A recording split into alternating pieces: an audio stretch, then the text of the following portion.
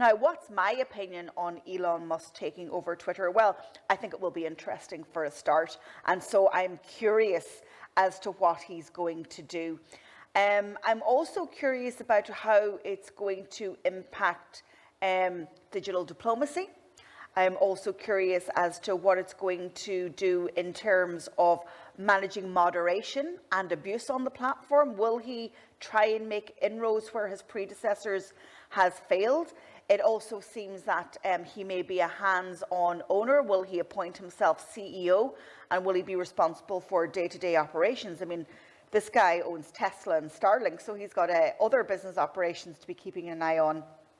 But he seems to be very interested in Twitter, and down to, should it have an edit button.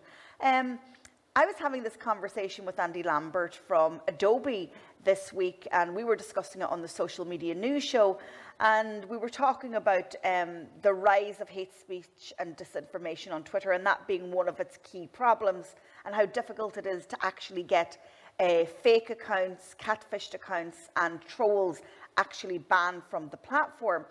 And so I was kind of thinking that maybe in the absence of the social networks taking responsibility for those issues, we might see governments legislating to try and deal with them. In Ireland, we have a Digital Criminal Act coming up, and that will see, offences for and charges being put against people who break laws and who step over the digital line.